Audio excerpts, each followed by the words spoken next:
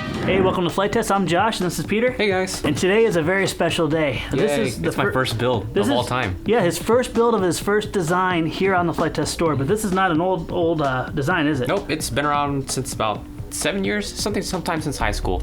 Wow. It was one of those drawings that just kind of happened on the side of the homeworks and projects, and somehow it's into a really popular plane now. Now, you know what? We gave a shout out in the review video of this, and if you guys haven't seen the review of this, check it out. There'll be a link down below. But let's give him another shout out because he's a very important fellow. Who is he? Back at the time though, from when I designed this plane, it was mostly just on paper and pencils because that's all my planes were designed. I didn't really have much CAD experience. And this wonderful gentleman named Larry Ross, he was the guy who took my drawings and put them in CAD for everyone to share, because there's been probably around like hundreds of these planes built by now in the old Depron designs that I originally designed the plane for, but now it's in foam board for you guys. And Larry, thank you so much, because we took those designs here and you gave us permission and you let us rework this in the Dollar Tree foam board format. So Peter, great job. Guys, if you haven't checked out the review video, check it out. We also have free build plans that'll be linked down below here. So if you don't want to buy the speed build kit, like we always go ahead and plug at this time, don't worry about that. You don't have to. You can download the free build plans, get your materials in order, and just as a recap, red is score, black is cut through, blue is crease or an indicator line. Before you start building this, you are going to want to build your power pods. Now in this case, 2 motors means 2 power pods. Now where the A-fold is indicated is going to be where it is. This has no thrust angle changes at all, does it? I put so you can either use it a little bit down if you want, or I just go straight center. Gotcha. I really don't care for it either way. I just fly it. If you guys haven't built your little mini power pods before, there'll be a link down below. Get those built first because it's going to make the whole process go a lot quicker. Now also, before you get started with your build, it's very highly recommended that you go ahead and get your servos and your linkage stoppers all dialed in ahead of time. Nothing's more frustrating than when you go to start building your airplane and you got to put it aside and then get your linkage stoppers and track down your servos. Make sure you have those in order. And in this case here, what we have what? These are what? 4.5? Yeah, about 4.7-ish or so. Just something I found in the box. We're actually running on low on servos. That's kind of weird hearing that from Flight Test. We're scavenging. We go through 100 servos like that. It's crazy. So what we have here is we have all these servos centered, and if you look here, you don't need an extraordinary amount of throw, only about 16 degrees. So you can see this is roughly about a 1/4 inch or a little under a centimeter out. And this is your elevator and rudder. Now you really like going crazy. Yeah, I like a lot of throws, so this will exceed our throw gauge, but I'm going to fly this model afterwards. This is my personal model.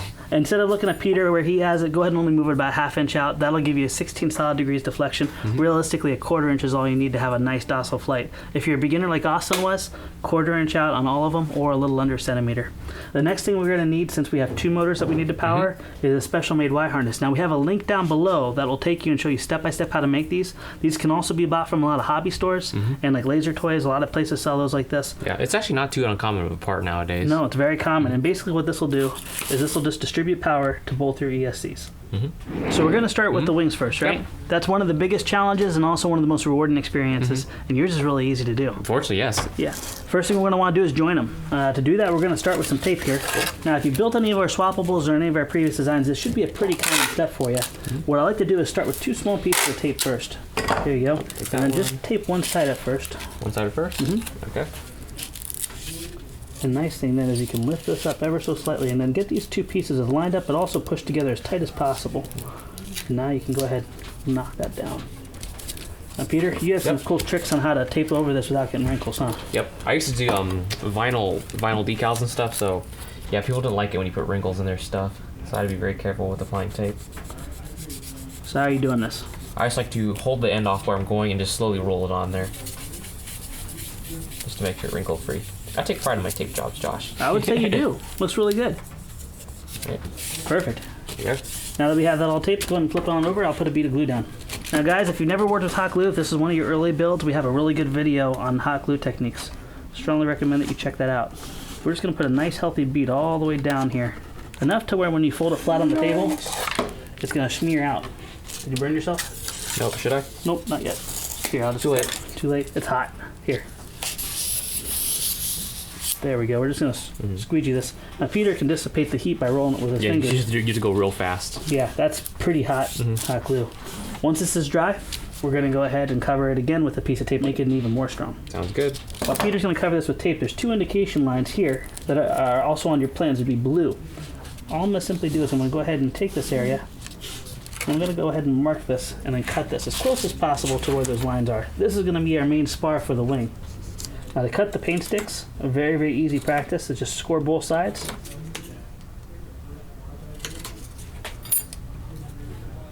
Now I just put the palm of my hand down. Cracks nice and neat. Now you're going to end up with 2 extra pieces here. Don't throw those away. Those are going to be used for our nose gear if you want to use it. All right. At this point, we're going to go ahead and glue these together. This wing's not going to fold, is it? Nope. Not even with me. I'm trying to fold them. On your big cargo, it was funny, the first test flight, I didn't put any spar in it, did I? Yep. Yeah, you did the foam thing. And we were like, well, it feels pretty good, but I want to go outside and do some square loops. And that was the last time it did square loops. There we go. All right. It's good, Josh. At this point, we're just going to split the difference, put it right in the middle. Right in. Sit it right down in there. Perfect, man. Fantastic. Now at this point, we can go ahead and go through. We're just going to go ahead. I'm just going to cut a little groove on both sides of these squirt lines. On this main area right here. Now for this part, take it back to the back of the table here and open this up. And if you've never cut a double bevel before, you're going to learn how to now. Now if you've never cut a double bevel before, it's the same as doing a hinge line or a hinge bevel, but we're going to do it on both sides of the leading edge here. Important thing is to make sure you don't hold your razor blade like this, but you hold it in a nice acute angle. We're going to get as much of this blade cutting through the foam as possible, and we're going to take our time.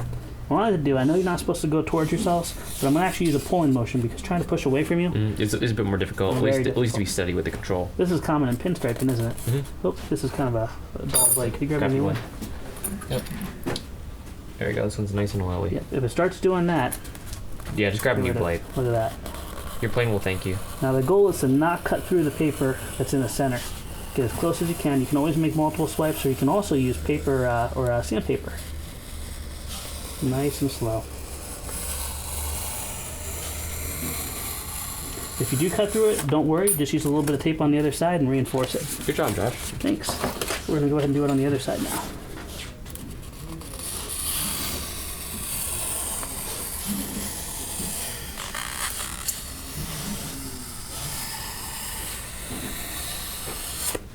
There you are, brother. All right, you want to take them to the next step? Sure. So now we're going to put the next bars in for the outer corners. Basically, these guys are there. You can see the little tick marks where these guys go. Yep. You want to take this one, Josh? You got it. I'll give you the hot glue gun. Cool. Actually, just go and spin it around there. There you go.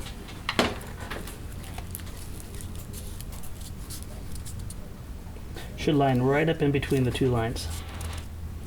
This is going to be the bend where your wing is on, so you don't want to go ahead and overlap that. You want them right in between. There you go. Cool. Perfect. All right. All right. So what do we fold this over and crease this end in? You got it. Nice even pressure. Beautiful. Now the reason why we're doing this first is because on these smaller wings, it's really difficult to get these guys to hold shape. And if we go ahead and open up those center gaps like we do on so many of our other planes, what'll happen is this will become too blunt, and it'll make a little bit more of an odd-shaped wing. So we're just letting the paper while it's still in its most rigid form help us establish this leading edge curve, and it looks pretty good now. Yeah, looks nice. All right. Now at this point here, you do one side, I'll do the other. We're going to open these gaps up. We're going to open up the gaps just a little bit. Just drag them down right next to your spar.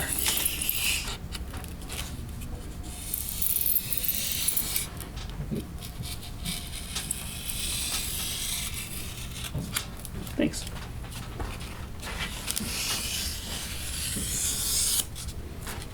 Kind of a little awkward with these spars sitting here, but it'll work.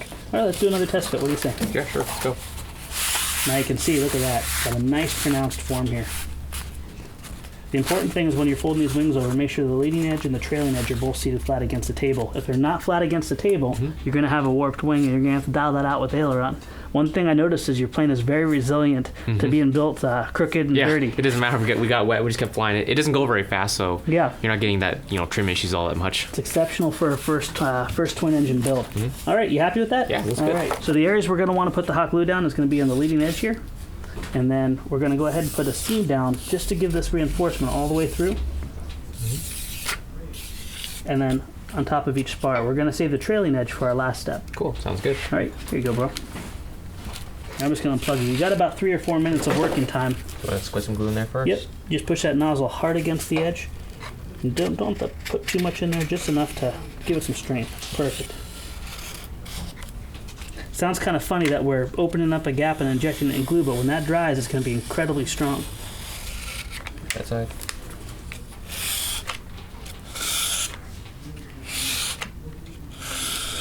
You want to make sure you're working with a hot glue gun that can maintain enough temperature and stay hot long enough. And one right down the middle. All right, you ready? Yep. This is where having a buddy really helps. Yeah. Once again, we're going to keep our hands from leading edge to trailing edge, fully supported. And then also, pay careful mind out here towards the tips here. Make sure that you have enough curl there. If it looks a little flat, you can do just what I did right there. Just kind of establish a little bit of a bend. Make it all look nice and uniform. What do you say? Give yourself about 2 minutes? Yeah, about 2 minutes or so. One thing we oftentimes encourage people to do, it's probably too late if you're watching this and you haven't done it, but if you do support us and buy a speedboat kit, definitely get some extra foam board, trace out your parts. You have a free pattern right there. Our goal is to get you to be able to build with some friends later and also have replacement parts for you. We thank you for your support, but we want you to be able to fall in love with scratch building most of all. Yeah, that actually reminds me, like, my times first getting into kit building. I would actually buy the kits, copy them, and then keep the original in a box and just play with the copies. Yep, the ball kits. And we have no problem if you do that as well, too. The important thing is that you're building the plane that you're flying. Yep. So once you guys are done with that, the next step we're going to do is we're going to go and glue the trailing edge of the bottom wing onto the rest of the wing. I'll let you do that. Yep. I'm thirsty. All right. See you in a bit, Josh. Don't die on all that Mountain Dew. I got throwback this time. Have fun with the kidney stones. That's mean. All right, I'm back. I'm pretty sure someone commented on your health about that, didn't they? A lot of people There was a comment comment about on that. All right, at this point, while we're holding this down, we went ahead and popped out our 3-axis points here. This is going to be ultimately where your power pods are covering this area in your 9-gram servo. And then this is your axis panel, and this is where all the wires go through. So at this point, do you want to go ahead and move on and have them bevel the ailerons? Yeah, let's go and do that. Super. Now for this, we're going to go ahead and crack this. And I like anytime you have a long strip aileron like this or a long surface, use the table as your friend. Put it right down here. Otherwise, you'll get wrinkles in your wing. Yeah. You have to force it, then we have a problem. And the edge we're going to want to bevel is going to be on the ailerons. Yep. Go for it. Cool. Don't be afraid to give up a 9-cent razor blade to get a nice clean cut. Beautiful.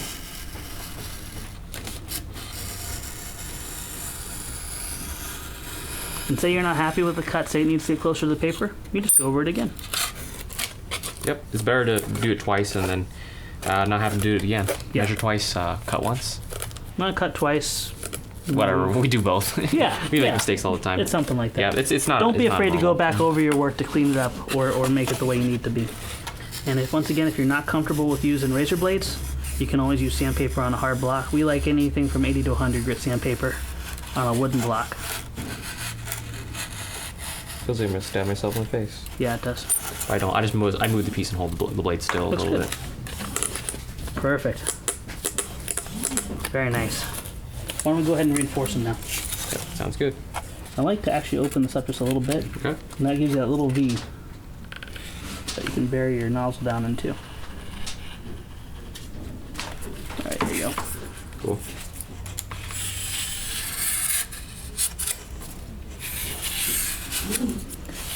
Back when balsa wood wings were around, it would take 3-4 hours to do this. do anything like this. It's crazy. I do miss balsa though. I love it. We'll cover that sometime. I'm allergic to it. Are you allergic to balsa wood? Yeah, I think I am. I had some really bad reaction to the standing dust in that. I was coughing for months afterwards. Really?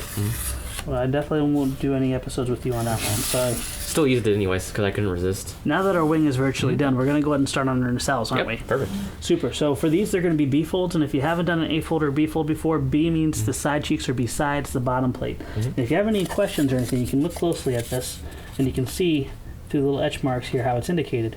The side cheeks are next to the bottom plate. So we're going to go ahead and remove these cavities here, much like we did with our power pods. Now I like to just take a razor blade, just lightly glide it over. The laser will naturally cut about 2/3 of the way through, but I love it when these things pop out in one solid chunk. So I just trace this. I don't go all the way down and hit the paper. I just let the razor drag through. It does look like a little stocking now. That's a sharp tip from Josh Bixler. Good one. Sharp tip. It's full of No? fun. Okay. I liked it. Good.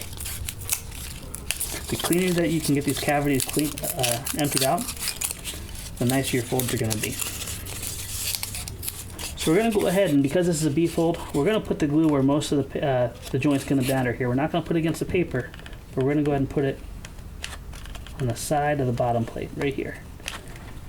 And with the table as our friend, we're going to push this hard against the table to 90 degrees. And this is just a scrap piece. This is actually what's holding our nose gear wheels. These are good for probably about 10, 15 flights, but after that, especially if you're going through water. You're gonna need some real wheels. Yeah. It's always good to do one side at a time. As you get more and more, adapted for this, you can do two sides if you want. Just make sure at the end of the day it's 90 degrees. Yep. Our nacelles are now done. That didn't hurt at all, did it? Yeah, it was a piece of cake. Okay, let's go ahead and put these aside, and let's go ahead and address. Might as well address our power system and get that all done. What do you say? Let's go and do that. Now, normally with our power system, we always do that at the very end. We're hooking up our ESCs and we're doing things, but with this, it's a little bit different. You're going to need to have a Y harness for your power distribution. Here we got two motors, and with me, I did on the Cruiser, I did a very heavy setup, basically using 9 grams and lots of extra wire, showing you how to tuck it away. But the leaner you can keep a model, the lighter it is, and that's why I prefer to use the least amount of wire as possible. And you know what? The performance shows. This has amazing vertical. Yeah. It really performs nicely. Yeah, especially down at these sizes. I mean, it's not every gram that counts, as every other gram or so. So I just try to just not to be too messy inside the plane. The cleaner and nicer you do it, also shaking down problems that you have with it will be addressed easier. Hey, Austin. Sorry, guys. Oh, you're fine. So with this area, we're going to snake our servos and we're going to snake our power system through. Basically get this wing completely ready to go to put on the model. Perfect. So first thing we're going to do is we're going to go and mount the servos in. I can start the motors before the power pods, just because the power pods are not in the way and there's more things you got to fish around. You mean the servos? Let's start with the servos first? Yeah, start with the servos first, then the power pods. Yes. Because I don't want to glue the power pods on top here and fiddle with the servos and all that. And what I'm doing right now is I'm popping on our little control horns. Now you're going to see on our mini control horns, there's only one hole. Make it simple, make it easy. Yeah. You can always adjust your throw from the servo end. And if we need to give you any difference in throws, we'll definitely let you know on the servo end how to do that. Looks good. Yeah, we'll go power it up, just wiggle it in there. Yeah. Every servo has a different amount of throw on it, so you always want to make sure you have full deflection. What Peter says is right. We designed this so it can receive up to a 9 gram. Nice. Perfect. We designed it so it could receive up to a 9 gram servo just to keep it economical. But if you go to a 5 gram, believe it or not, 4 or 5 gram servos, you're going to see the difference. It'll definitely perform better for you. And now we're going to go and glue the control horn in. I'll get that done there. So basically when we glue the control horn in, you're going to make sure the hole is directly on top of the hinge line, so you get even geometry both ways. The next thing I'm going to do is I'm going to cut this down to size with a little bit of overhang on here. Here you go. Got tools? Nice. About a 1/4 inch overhang is this.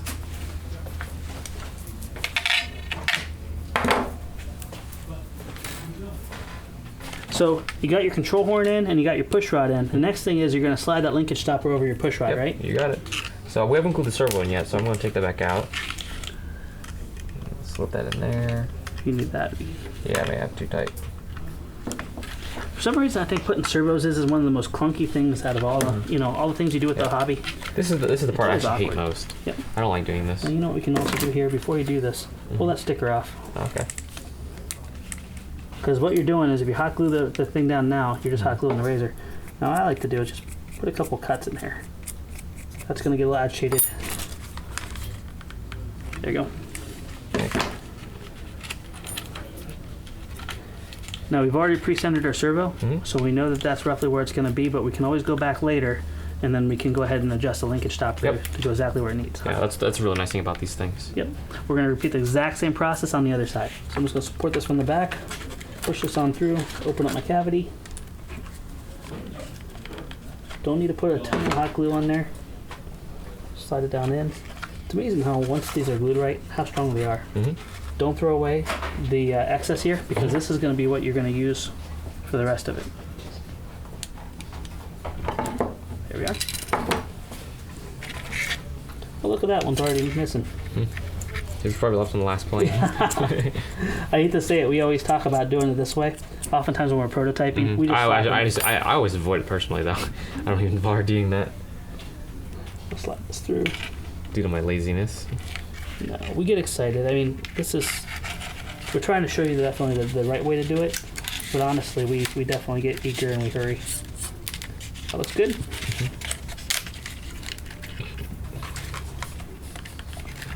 Your little drop will do, yeah. I'm just gonna actually slide this since these are so narrow.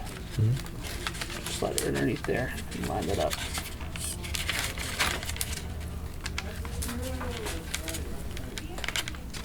Now this area up here is going to be where our wires are going to pass through. So we're going to want to make sure that we kind of keep this as clean as possible. This is when that cavity comes real in handy. That's a man. I should go back and put these on Cruiser, the big Cruiser. Of course, that one's pretty big, so. Yeah. Bigger planes are a little bit easier to work with. just to make life a little bit easier, keep these out of the way. Just going to put a piece of tape over them. Nice. That way they don't get sucked back in there, right? Perfect. All right. Now this is pretty easy here. You got a little, what looks like a little booty cut out here. You got a left and a right. Obviously you can't go over here because it's not going to line up. It's going to be running into this. There's going to be a cavity cut out here when you assemble this. The cavity is going to go very nicely over this. Once again, that's to allow for the depth of a 9-gram servo to pop through. So we just need to go ahead and glue that in, right? Perfect, yeah. Now if you're scratch building this and you're worrying about accuracy, go ahead and take a 90-degree angle and then hold that 90-degree angle to the trailing edge of your wing like this. Our carpenter squares work really well too. Carpenter squares are great, yes, absolutely. Because what we want to make sure is this is perpendicular. If this is turned, you're going to have a force, a yaw force that's going to come over your plane according to throttle. So the more you give throttle, the more it's going to want to yaw one way or another. But also it'll be inefficient. Even if you have them both opposing, you're just creating drag. So now we're going to work on go on to the power pods. This is also where we do our last hookups with the power cables. So I guess it's pretty self-explanatory. Yeah. What do you say we just go in there? I'm going to feed the ESC wire in first. That's a good idea. I think I'll do that too. I'm going to straighten this out with my finger, just kind of make it nice and straight. Tell you what, building this with a friend definitely makes life go a lot quicker. These tedious things with putting servos in used to be one of the things that kept me from enjoying the hobby as much. Yep. Building with a friend is always fun. All right, so our connections are made. Now for this, because every motor is going to be a little bit different. If you have a Supo motor, they're actually quite large. We're going to have to move this back and forth. And on the Scout, we actually use skewers. Yep. But in this case, because these are kind of going to stay here, I'm going to go ahead and just go over this with a piece of tape. Why not? Tape them in. There we go. So that's in there. That's not going to go anywhere. And if you do need to take it out, 2 little slices. And you're done. And you're done. So we're good to go. That's in there. Our connections are made. Our wing can be put aside and we can start on the fuselage, huh? Should we tape these closed? Yeah, let's tape them shut. Yeah. Oh, you don't have to touch this thing at all. Here you go. All right, so we got our fuselage pieces all cut out here, but why don't we go ahead and start with the tail first, huh? Sure. All right, you want to go ahead and crack this loose? Yep. Yeah. On both the elevator and the rudder, we're going to go ahead and cut a 45-degree bevel, just like we've done on our ailerons. And just like Peter's doing here, he's using the table to support this so you're not, getting too much of a crease. The table is my friend. That one's not sharp. You guys ever like Advil pill cases or medicine pill cases? Those are really great to hold these when they're done. Yeah, don't just chuck them in the trash. That's one of the worst things you could ever do. And all you moms out there listening, don't ever try to compact the trash where your husband or your son or daughter are building model airplanes, just in case they do throw this in there and they stick their foot in there. It's a great way to get stabbed. It's a really good way to get stabbed there. So people building planes, throw them in medicine bottles. They work really good. Here you go. We're just going to go ahead and we're reinforcing this hinge area again. Just like we did on the ailerons. Everything with this is just the same as the ailerons. Just gives you a lot more strength. We're going to go ahead and join these later here, but in the meantime, we'll just let these sit aside and dry. All right. We got our fuselage, and this is actually the front half or back half of our fuselage. Nice thing about this design is it has a removable nose. Oh yeah, that's so cool. If you guys saw in the video how I crashed into that roof, the nose completely just split open like a banana peel. Yeah. And the rest of the fuselage is completely unscathed. So that's a nice thing. So feel free to practice, learn to fly, crash all you want, and just put on the nose. And one thing I'm eager to do is put a little miniature FPV on there. It could easily carry a GoPro because it did. But I'd like to put either Mobius or a miniature camera on there, and you can actually build a whole nose and have it separate. So if you want to fly FPV, you pop it on. If you want to fly normal line of sight, you pop on a standard nose. You don't have to cut up what you have. So for this, we're going to go ahead and we're going to remove this excess here, just as we've done before. God forbid you have anything where it didn't come out in one nice solid piece. You can simply take this down, push it against the foam, and then scrape it clean.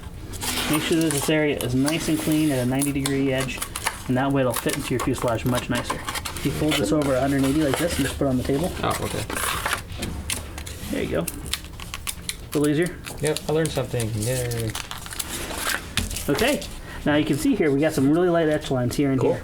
This is going to be an indicator of where we're going to want to fold this forward. Now you can do a couple different ways. You can support this. You can take another piece of foam like this. Dent it. You don't want to dent it. Well, you can just rock your finger in there. Yep.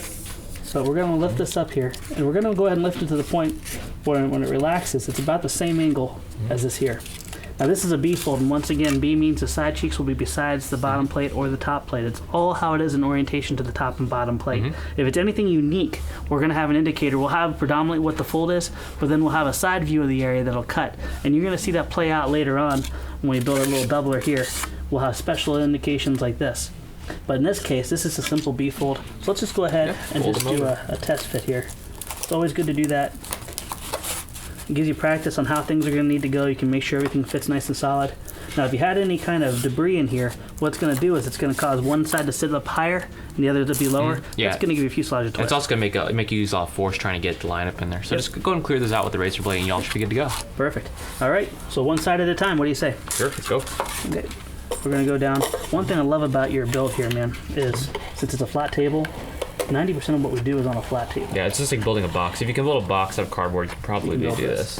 This isn't much harder. I'll fold this up, just like that. And go back to our little, there's a 90-degree piece of foam. It's really good to have a carpenter square. I agree with you. Yeah, that's how I did all my scratch builds, because I had no PDFs, no CAD drawing, so everything was done by hand. That was one of the first things you had us buy you, because we didn't have a full-blown big carpenter square here. So I had to go buy one. I also had to buy a little one, because they don't have one either. We had one, I just lost it. Oh, okay. Right where this hatch is open. Now this has two little notches here. Unless you want to use the hatch right away, I'd recommend go ahead and building this and keeping this shut just to keep that extra rigidity and keep the alignment proper. Sounds good. But this area here, you're going to see that there's two little etch marks here. That's because it's going to pivot right at that point right there. So we're going to go ahead and establish that bend. And then this, we're just going to do a practice motion. I'm going to actually take this and then feed this down and push it straight down like so to make the box. This point here is not going to be any longer. It's going to be perfectly flush, and then this will be flush here. If it's not flush, check and see what you did wrong. And in this case, you got to do both sides at once. But what I'd recommend doing is putting on the bottom plate. Ready? Yep. Go for it. And since it's a B-fold, I'm focusing most of my glue. Oop. Don't let me burn you. Yep. Ladies are back there shipping like mad. Yep, you can hear it. Those are your cargo planes, guys. Seems There we legit. go. That's the back of our fuselage. Now the fuselage box is done. We're ready to get ready for our nose, aren't we? Yeah. Now for the two pieces we're going to need, this is going to be the doubler, which allows our nose to slide into. Why don't we go ahead and just open up those cavities. I'll take this one off. A lot of people may not know this already. The reason why we use this paper so much is alignment is the key thing with building models. So if your alignment's wrong, it throws off your build. It makes things crooked. The paper as an alignment guide not only adds strength, but it keeps things from shifting on you. When that happens, it's very hard to recover from that. But by this being nice and square, it's good. So let's go ahead and build this. First thing we're going to want to do is we're going to want to do our two side cheeks. Both sides here. Sounds and good. then I'll go ahead and do my A-fold as well too. Squirt me some glue. You got it.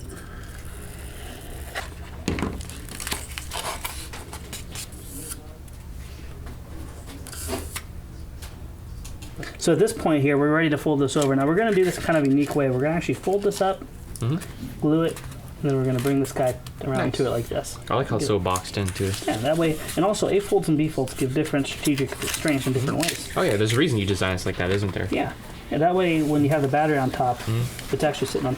Yeah, it's actually sitting on the two side pieces rather than resting on the paper. Yep. You don't want to use the paper as your strength. You want to use the foam. So I'm actually tracing out this area right here, and I'm just going to follow up. Looks like a mess you're making, Big. I am making a mess, aren't I? Ready? Yep. Go for it. Boop. Helps if you make the noise. Boop. See? Sound effect. Now the reason why that bottom thing is there is not only for strength, but also because our nose gear. And you love it with the differential thrust having a swivel nose gear, don't you? I just let a caster. Yeah. I mean, you guys can even do your own servo steps, like with little linkages in there. But I decided to just keep it differential, just keep it lightweight. It's not the best ground handling, but you can steer a little bit and then take off. It takes off in about 3 feet, so you don't really need a lot of ground handling at all. And you taxi just fine. And if you need to be more docile, just go ahead and dial in your expo on your differential thrust, and that way you have a lot more resolution and control. We're going to go ahead and reinforce those two hole areas. And you can see in the kit and on the plans, it's marked right there. We're going to reinforce both of these with the remaining of the paint sticks that we have left. Cool. So let's just go ahead and put a little hot glue down. There we go. One. And this one sticks out just a little bit.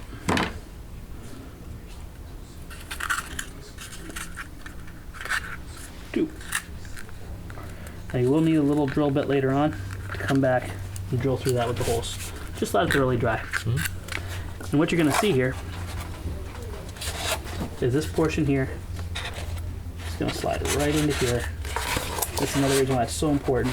We're not going to glue it down until we put our nose down and we find out how far back this pushes. Cool. That way you're kind of custom building it exactly to your nose. And this is going to act as your doubler right here. So for now though, we're going to go ahead and put this aside and move on to our nose. Sure. We'll glue all those in when we fit our nose up for the final piece, just to get a nice match. Now for our nose, once again, we're removing more foam. We're also going to remove the foam here as well.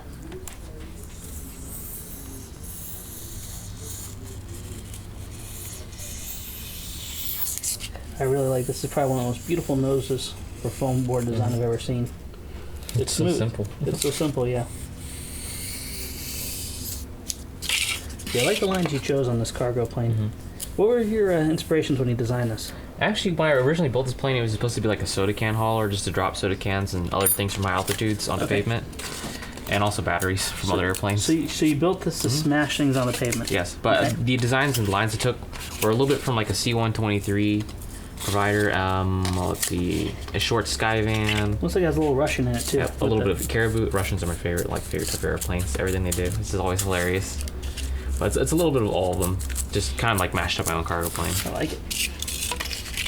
All right, so while I'm pulling this away, there's a couple indicator lines in there. Why don't you tell them what that's about? All right, cool. What this is going to do is basically it lets us curl the nose in, because we're actually going to take this paper off. So I'm going to go and cut this just to finish off any little nicks or imperfections. Just barely through the paper. And while he's doing that, I'm going to completely remove the foam from this guy. This is going to be a wraparound nose, and as you can see, this is our A-fold. While he's working on that, I'm going to go ahead and cut that. So this will be A-fold above the bottom plate.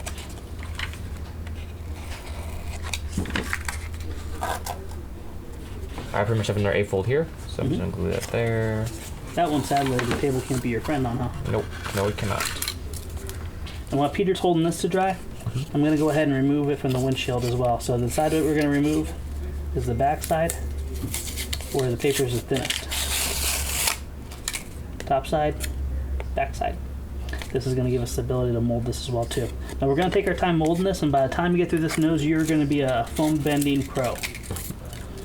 All right, you ready to fold up your side cheeks? Yeah, sure. Do that. Give me a little glue.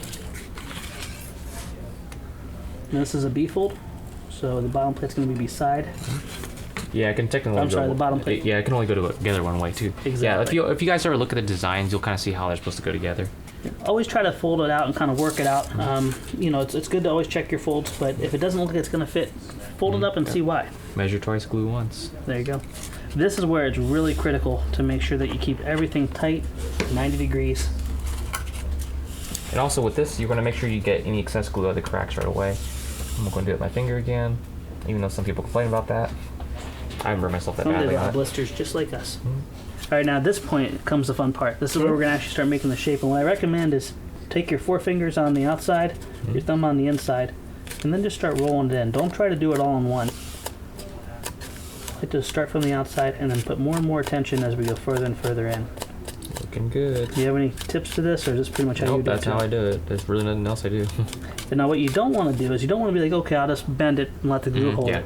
Make it so it naturally finds the curve of this. Your hands will thank you when you actually go to glue this thing too. Yeah. You got a lot enough to hold on when you're putting this together. You don't want to make your life more difficult. I like how this stuff has a little bit of memory too, because I used to do this out of Depron.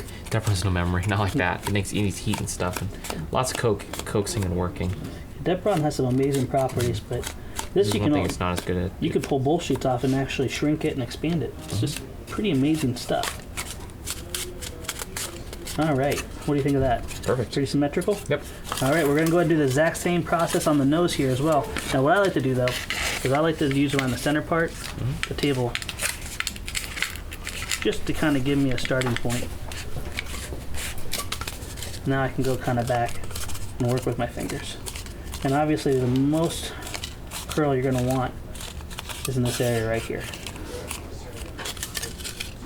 What do you think? We ready for some test fitting? Yep. Let's try it out. I really love how the paper on this, how it just... Yeah, just so nicely. It just takes the shapes. Now this part here where the 8 fold, it's going to notch right at the top here. Sit right down on there. The reason we put this in is to give you a little bit more rigidity and hopefully keep things nice and square. Yep. Now we can open this up. Press this down in.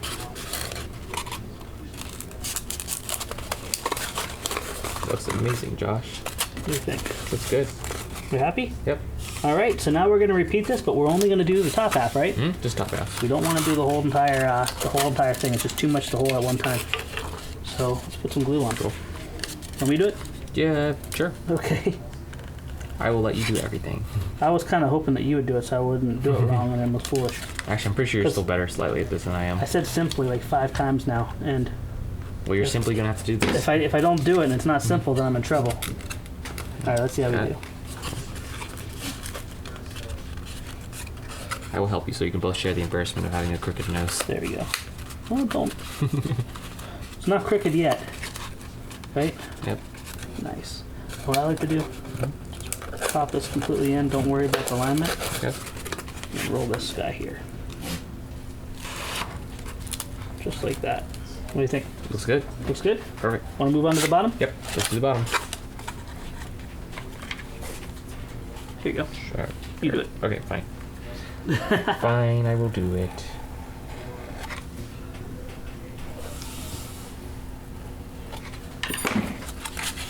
It's amazing once everything comes together how strong it is, isn't it? All right, so our nose is done. Yep. We just got to put on our windshield now, don't we? Sure. All right, same process for this. We're just going to start molding this, but you can see this part here is pretty straight. So we're only going to worry about the top half, just like you see right here. And now we can kind of use this as our model to keep on molding and shaping until we're happy with it. That's looking pretty good. All right. Pretty good for a crash. Yeah, it's all ready to be crashed. So first thing we're going to do is we're going to pull that off and we're going to put a bead of glue to get this guy to join up with it. And then we're going to set it down in there. Sure. Now a lot of these techniques are going to be exactly the same when you release your big cargo plane in a couple months, right? Exactly the same, yeah. Or at least most of them will be. Yeah. So just on a larger scale. On a larger scale, maybe a little bit more beef in here and there. I know the wing's going to be a little bit different design. Yeah, I think the nose might have an additional form or two in it too. Yeah, yeah. And the idea also is to give us a spot where we can put a GoPro and like a hard mount plate there inside of it. But if you're building this and you had a good experience, wait till you see the big one. It's going to be like an old friend to you. So now we just get to use our glue tip. Want to go ahead and just put a bead of glue and just kind of get as close to that part as you can. Doesn't have to go all the way in there.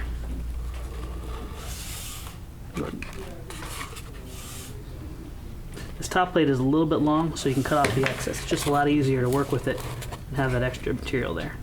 All right, while he's holding this, I'm just gonna go ahead and ride my blade up against these side cheeks. Just put a little indent mark on both sides. That's gonna be where we're gonna cut off the excess. Nice. Now that we have this section here, this former's all done, we can go ahead, and this is going to actually be where the wire for your landing gear is going to go. So if you're going to just make a belly lander out of this, I strongly suggest that you coat this with packaging tape on the bottom, but since we're going to have a landing gear wire on it, just gotta cut right open. Cut it right open like that. We're now ready to test fit it onto the fuselage. Now I'm going to leave this popped out just a little bit. Now one thing we can do, so we know that this is going to be good, we're going to split the difference here and just put a bead of glue and then hold it up and out, as you see right here. Go and do that now.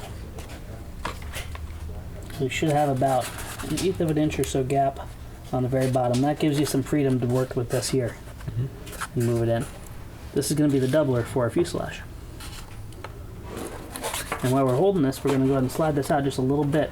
So when we slide this in, we get the perfect lineup. We get the perfect lineup. If you want to go just a little bit further in, that's fine. But the last thing you want to do is fasten this down and have it be jamming into this. Yep. That'll be a problem. All right, once this is dry, just to make this a little bit easier to go in here, we can actually go back and we can seal this off with tape. But another thing we can do, just take a razor blade, just kind of fold these edges and roll them in just a little bit. This is going to help the nose not come in contact. You can always come back later and actually wrap this with tape real quick and be good to go. That's pretty good too. Let me go ahead and see how it fits. Yeah, and rotate it. There you go. Nice. Awesome. That looks fantastic. So this bottom plate here, we can reach through and we can make sure that's moved all the way up in the front, which it definitely is. And now we can just simply pinch the sides right here. Kind of look to the top. As we slide it off, we're in good shape. So now that we're happy with where this is, let's go ahead and make a line on both sides here. And now we know where we're going to put our glue up to, where it's going to fasten in. A real important thing to do take a scrap piece of foam and remove as much of that as possible. Yeah. So next step we're going to do in the cargo plane is we're going to actually do the landing gear. Yeah, no, that's important because laying nice and flat like this is so much easier to work on. Yeah, without the tail and everything sticking off of it. Exactly. Now you're going to see 2 indent marks here and here. That's your reference guide to basically where you like the landing gear to be, correct? Yep. Now, we have different options in the kit. We include these little foam wheels here. They double up. If you watch your power pod video, you're going to see how these are assembled. But in this case, you know what? We have different options here. Our store, we had these super light wheels. And in that case, all we would do with this or this is we would go ahead and just take a straight edge, connect this, and cut down partially through the foam. Yeah, and then we would just add the landing gear just like that. We'd shove it down through there and smear it across. Now, you love the classic look of the, what do you call that? Like double wheels on like a double truck or something. Yeah. So I have this left over from the other cargo plane for simplicity's sake. We're just going to go ahead and glue these on. But since they're so small, they're kind of like right cargo plane size wheels, I'm going to go ahead and stand them off with a little scrap of foam. But you guys, you pretty much have your options to do your own cargo plane however you please. I also like belly landing. When we had this as a belly lander, we just put tape on the bottom, and you literally sit in the grass and it can take off. So if you have high grass where you're not going to be able to get a rollout, you'd probably recommend doing it as a belly lander, right? Yep. Yeah, it's pretty much it's completely up to you guys, whatever your personal tastes are. Either way, the plane is pretty much fine. Yeah.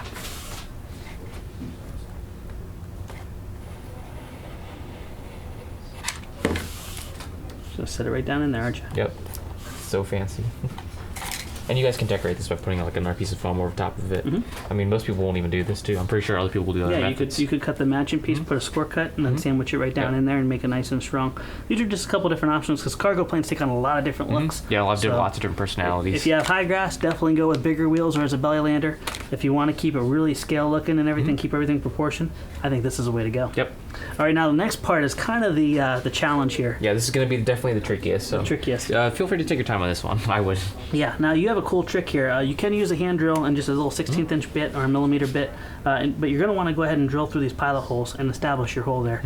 Now what Peter did here was pretty cool. What is that? This is actually just an X-Acto knife handle. I'm pretty sure it's maybe not an exact X-Acto knife handle, but one of the knockoffs. Doesn't grip very well, does it? Yeah, because the vice part of it hole's just a little too big, so we just had to tighten it down extra tight. Yeah. But you can even use them like that. Yeah. You found another one. Yep. Here's another one here.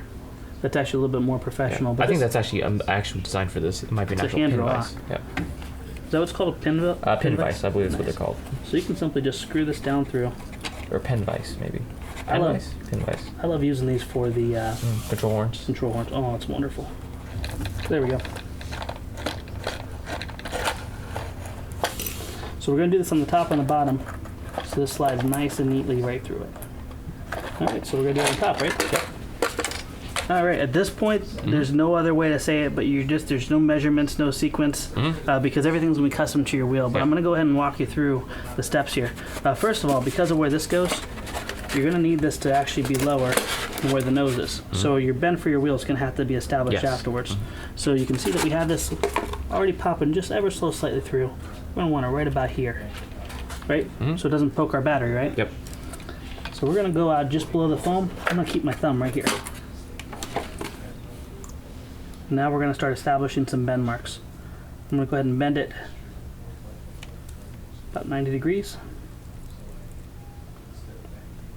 Now, ready for this? Yep. We're going to go ahead and just go just about the width of a wheel. And where's that wheel that I had? Here you go. Here we go. Perfect. We're going to go just about half the width of the wheel. Right there. Just a little bit wider. I'm going to go ahead and bend it. Now that we technically have a modified Z-bend right now. So we're going to take this and we're going to straighten this out. Be nice and slow when you move this metal so you don't fatigue it. Now we're going to go ahead and look at the depth of the wheel. Go just a little bit beyond it.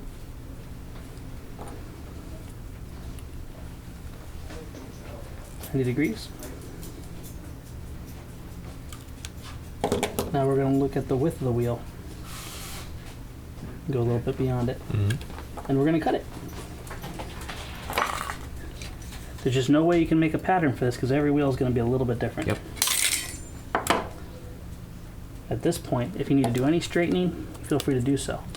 There's a little bit of natural caster in these two holes, but what I also like to do, and I don't, correct me if you don't mind too, is just give us a little bit of bend itself. Like that. So that way, it'll take a following attitude, right? It'll follow where it's going. Yep. as the camera's trying to get to it. See that? All right, let's go ahead and open up this hole real quick. You could use a wheel collar to fasten this on, or you can just do what we do. Use a little glob hot glue. A little glob of hot glue. Ideally, with these, the way you want them to sit is just a touch nose high, correct? Yep. That way it has a positive angle of attack. As you give the throttle, it's going to want to force that nose down, but also it's going to give the angle of attack, so the plane's going to want to elevate off the ground. If it's too steep, that's bad because it's coming off the ground in a stall attitude. Yeah, before you're actually reaching flight speed. But you're far from that. Let's go ahead and sit this down in here. Now this is the only kind of weird, awkward spot, but there's no other better way to say it. Got a nice caster and wheel. Other than you just got to kind of do it. And that is, you can use a wheel collar in this area and then just use an Allen wrench and carefully put it together. Or, less with the spirit of hot glue, we're going to go right over top of this and drop a nice... Glob it in there. Okay, let me give you the camera angle. Right in line with that, a nice little glue glob. Right over the wheel. We're going to let it dry for a second, and we're just going to slowly spin it. And keep on spinning it for about a minute. All right, let's go ahead and put it on our tail surface and start make this thing start looking like an airplane. I'll pop this guy out. There we are. And go ahead and pop the meat out of yours here. All right, so now we're going to go ahead and assemble these. Yep. And we're going to crimp this a little bit just to make it slide into the piece a little bit easier. And go ahead and put some glue on that surface here after you test fit it. Looks good? Yep. Just going to put it right down the center. I'll get another glue stick while you're doing that. Cool. You know, we've only gone through one glue stick. Really? That's pretty good. That's actually really, really good. When you guys think about it, while this is drying, every one of these that you put on your airplane, yes, you're going to scrape some of it off, but just figure this is how much weight you're adding. This is not light. This is well over an ounce. Yeah. So every time you pump one of these in here, you're adding 1 to 2 ounces every time, depending on the type of stick that you have, the thickness of it. So try to keep it to a minimum. Put it just where it needs to be done. Scrape off what you don't need. More glue does not mean more strength. Next thing, we're going to go ahead and do a test fit. One of my favorite parts is when the tail surfaces start coming on. Seems to fit well. Looks good to me. There you go. So we know this area right here is completely covered. So we're just going to go ahead and keep it simple. And there you go. It doesn't go that far. Oop. Here, let me take care of that for you. There we go. Now before we put these things on, we're going to save these for last too, because while we're still fidgeting around with the tail surface, keep you from banging that up, we'll just omit this step right now. That'll probably be one of the last things you do. So for our service here, we're going to be using these 5 grams. I like how they match too. Yeah, I think this is a 6 gram and that's a 5 gram. And we're going to need some servo extensions here. On some servos, they come with 6 inch. Other servos come with 12-inch leads. These happen to be 6-inch. So if you're going to put these in and then realize that you can't get access to them very easily, you can always go through the bottom bomb bay. That's actually what I did. I just opened the cargo door, plug the stuff in, and glue the receiver up to the top. Perfect. So we can do that. Let's go ahead and just push them down in there. Happy with the fit? Yep, looks good. Just lift them up a little bit and put a drop underneath each side. Because we have the linkage stoppers, when we power everything up, we'll make our final adjustments. So we can kind of just leave those. There you go. You can kind of leave those till the end. Now on our wire, we've already used the end with the Z-bend, so I'm going to show you guys once again how to make a modified Z-bend. We're simply going to grab the wire with a pair of pliers, bend a 90-degree bend. Now that we have our 90-degree bend, we're going to grab it by its side here, and then we're going to bend again. Now that right there is called a modified Z-bend. I like my standard Z-bends. You want to make it a standard Z-bend. Simply grab it and slowly rotate it 90 degrees like that. It looks really good. These little tools here are wonderful. If you don't have them, don't be upset. We'll eventually get a link to where you can get them affordably. These are about $20 for this kit, where you can simply use a pair of pliers. I really like these, but I've been using these for years. So, all right. So we have that. We're going to go ahead and pass that wire through. I'll get you the cutters. All right. Because this is just a simple Z-bend, we got to make sure that we put that on beforehand. Just like that. Tell me when you're ready. Nice way of doing it this way is you definitely won't put your control horns on backwards, which we've all done. Now a lot of our kits will give you extra wire. Don't go ahead and discard this. This is nice. Oftentimes with these kits you have enough wire to make a whole nother airplane with it, especially if you're going to scratch build it. So once again, going over the Z-bend, we're going to grab about a 1/4 inch, half a centimeter or so, 90-degree bend. Grab it again, and you can see that I don't go full 1/4 inch. I'm only going about 1/8 of an inch, or about 3 or 4 millimeters. 90-degree bend again. Grab it. Straighten it out. Oop. That was an ugly Z-bend. Ta-da! So the rudder is going to go on the right side. All right. Lock in there.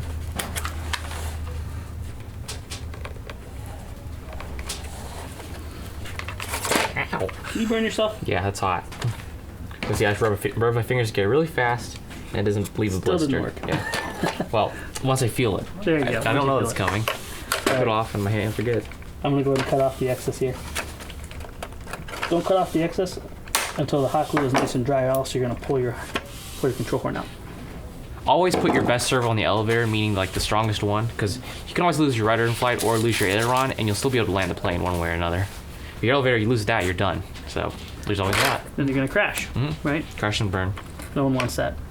All right, so what do you say? We're ready to put on our nose? Yeah, let's put the nose back on. So at this point, we're going to go ahead and slide this down.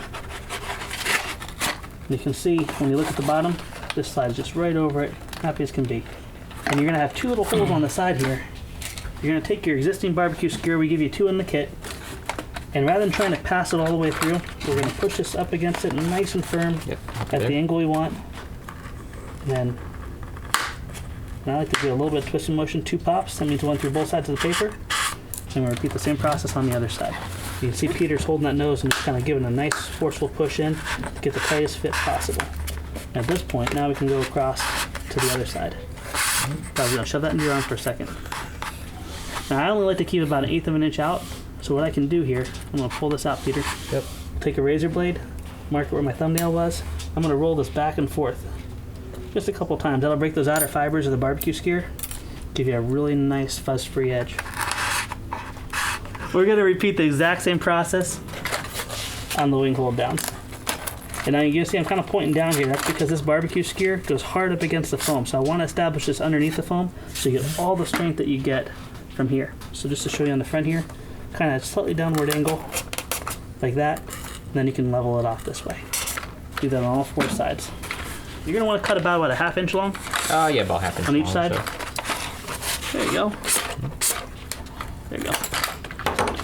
All right, so we got our barbecue skewers in, our nose is in. The next step is we're going to start making our radio hookups, Yep, right? I think everything's just about done. Yeah. Yeah. While Peter's getting here, we got his receiver here. While he's getting ready, I'm going to go ahead and pop this nose off and show you guys a couple things. One thing is you're going to need a Y harness. Do you have your Y harness? You can grab one of our busted planes? Yep, I will roll the busted planes. All right. While Peter's going in and getting some stuff in order, I'm going to go ahead and take some packaging tape. And this is going to be the area where our battery is going to be. And because of that, I don't want to go ahead and rip up this paper. I'm just going to go ahead and reinforce this area with some tape. There we are. Nice thing about that is we can come back now. We always say fuzzy fuselage. You guys can do what you want. It actually makes more sense to go the other way because when you have prickly in your pocket, it picks up all the lint from your pocket. But in this case, we're going to go fuzzy fuselage because that's how all our batteries are. We'll go ahead and sit that down. You got a razor blade there? Yeah, razor. There you go. Now the placement of your battery is going to determine where your balance is. So in this case, if you have a very big battery, it's going to go more towards the center of your CG. If you have a very light battery, like how Austin was flying, it's going to go on the very edge of your CG to give you the proper balance. So just keep that in mind. So I'm going to keep this as long as possible. And I'm actually, just for some added protection, going to put this Velcro tape right over that hole where our wire is going. That way, if it does start pushing through, this is actually very resilient and very strong. It's going to be very difficult for that wire to work its way through and puncture your battery. So now the next thing we're going to do is we're going to go ahead and hook the receiver up. So I have the wire harness right tucked in here. That's for the aileron. Yep, now you put that to a Y connector. That's why there's only one Y harness in there. One single harness. And you tucked all the rest of it back into the fuselage. And now there's 2 wires here for the remoters. So we have this would be the right if you flip this over, and this would be the left.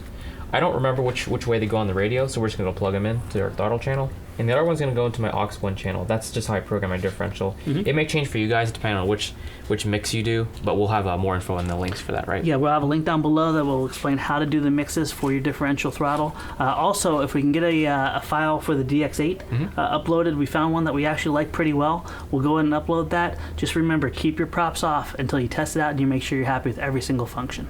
Can I get a little hot glue? I'm just going to dot that right there. You're going to put it right on the wing, huh? Right on the wing, yep. That's pretty smart. Nice and simple.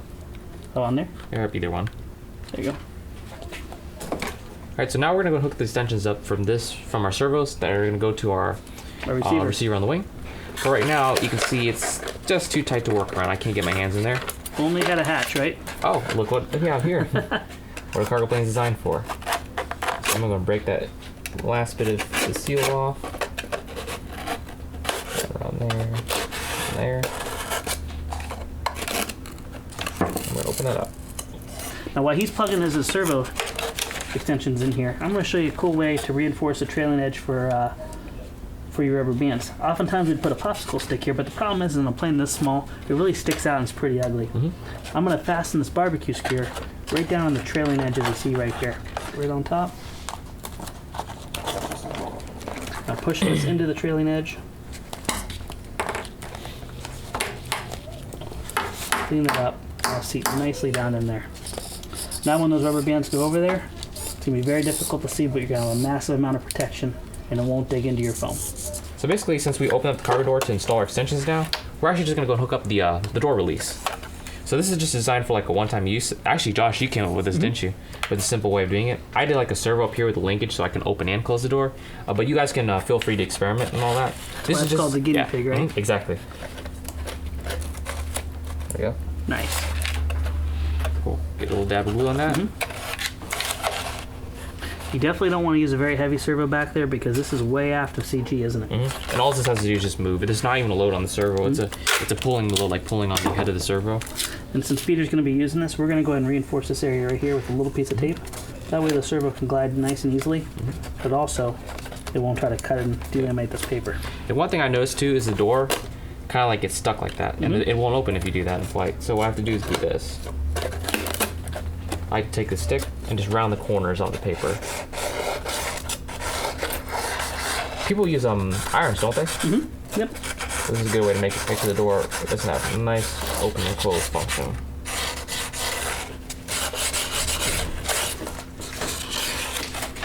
And that should go like that. So, no more friction. Let's pop it open. Alright, so once we got that in there, the servo horn's on there, we're going to put the servo screw in, right? Servo screw's probably important on this because you're going to have a little bit of weight wanting to open it up. Yep. So you have a force that's actually pulling it apart. Yeah. So don't neglect this part. Yeah, so there's no stress really on the servo, it's more on the servo head itself. Which is why you can get away with like a weaker servo. Very nice. Alright, that's all done. Very good. Close that up. Perfect. So at this point, we're ready to make our connections, right? Yep. So you take the wing, and we have our cables there. So you can figure out which cables are what. It doesn't hurt if you have some masking tape, and you're going to be taking this wing off and on a lot. Just go ahead and put some masking tape on it and mark one with elevator, rudder, so forth, and that way you have it. I'm going to do the, what's this guy? This guy is the rudder servo. Rudder servo. Yep. Since this is tucked up there, this is going to be the elevator. And I'll put that one on the gear switch, the remaining servo. And that'll open the cargo door. And you already have this pre-bound, don't you? Yep, already pre-bound that. Perfect. So I'm going to plug it in and check it out. Yep.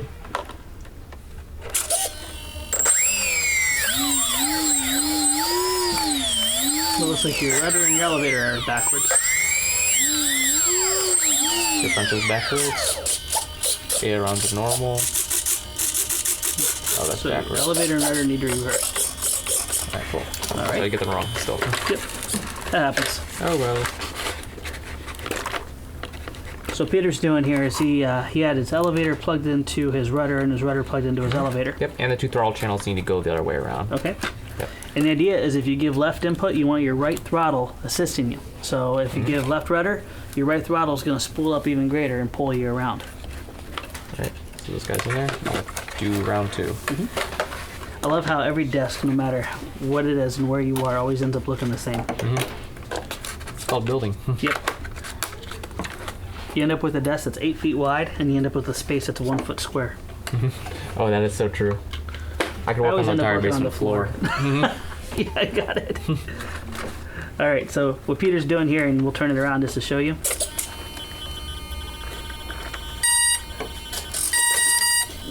He just made his connection. And at this point is where we're going to go ahead and use our high five method. First thing we're going to do is everything centered up on your trims. Yeah, let me check the trims out. Peter's going to center up his trims all here. trimmed out. And I'm going to go ahead and lock these down.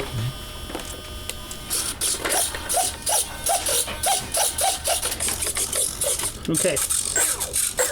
Now where's our little throw gauge? This is going to be Peter's plane, so he can dial it any way, which way he wants. But if you look here, we have a high and we have a low. The high is going to be obviously more deflection. The low is right around your 16-degree mark. So the proper way to check deflection here, and we'll go to your ailerons. Yep, my ailerons are a little bit less, so they'll be fine. Yeah, would be to lay this on here with your hinge line right at the gauge, and then when he gives input, it'll go up and meet it. That takes as much aileron throw as I get. There you go. So that's perfect. Everything else is on high rates. Ideally, if you give the same spacing from your servo screw as you do on your ailerons, what we talked about, that 1/4 inch or just under a centimeter, you're going to get the perfect amount of throw that you need. Oftentimes, it's the first or second hole from the center servo screw. So for this here, this would be an example of wrong. But Peter, you like that for 3D Yeah, fun. I'm going to fly like that anyways. I don't care. So if you're a beginner, go for it. But in this case, it's even greater than the high rates. Yeah, it's going. How about your rudder? Oh my goodness gracious. Pretty sure it's way above that. Well, there you guys go. No, dial 30% expo, go around the whole area, dial in your low and your high rates. If you want to fly like Peter and go crazy, fly it a couple times first before dialing in this way, just to give yourself the best experience possible. Now, we're using the 1806 motors. 1804s also work really good. Yep. I like either one, to be honest. Yeah, basically. They both do good. I'm underpropped them anyways. They're anyway from 2200 to 2400 kV motors. They're phenomenal. They're very efficient. This is a very common size out in the market for race quads, right? Yeah, it's kind of the whole race quad phenomenon with these really powerful tiny motors. And it seems to have taken on a whole life with these little mini planes too. And if you guys are wondering what the characteristics would be like as a trainer setup on a 2-cell with 5.3s on these KV motors, Austin was flying that exact setup on a 2-cell. And it had plenty of performance. It didn't go vertical. Yeah, it would still do it. It was very controllable, very comfortable to fly. And he actually, that was one plane, he's like, okay, I'm taking this home. But then it got crashed. Yep. So we got to build him a new one, unfortunately. You can probably have this one, actually. No, don't tell him that. I was going to take this one from me. All right. So I'm going to hold this down right here.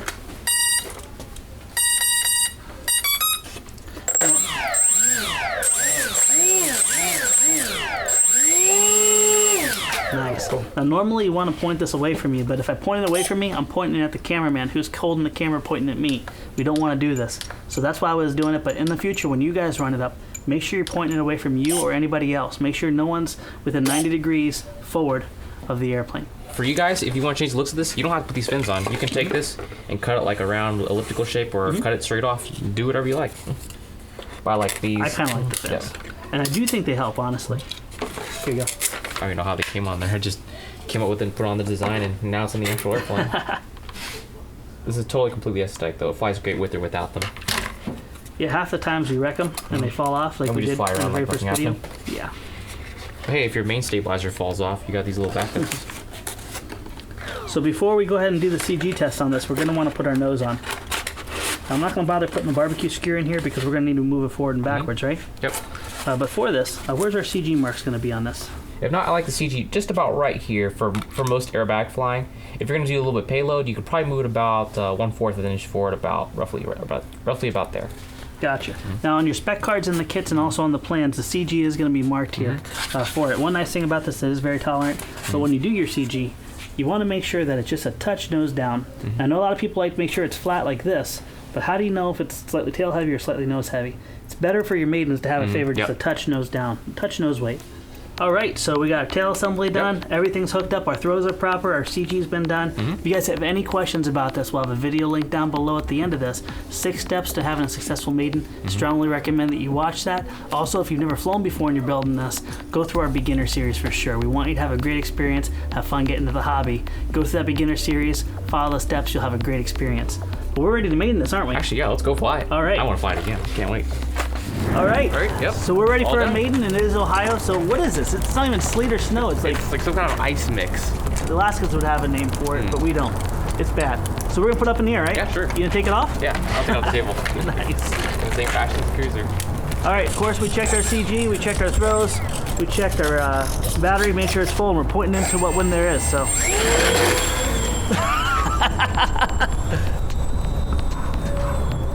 How's it fly? Really good.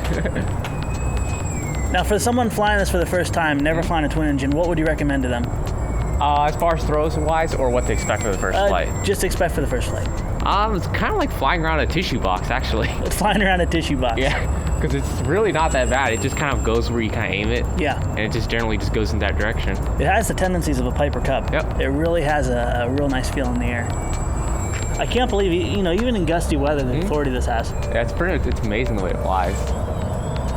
Just a small plane shouldn't be that stable. We just picked the magic, hit the lottery number with this one on the size. It flies just like its bigger brother. That's awesome. Just a hair snappier on the differential. Yeah, but you can always adjust that too. Austin, I tell you what, he's not giving back the orange and white one. I think we kind of destroyed that one already. He's like, this is going to be coming to a new plane. I think you could have this one, maybe. Don't tell him that. I was going to take it home from me.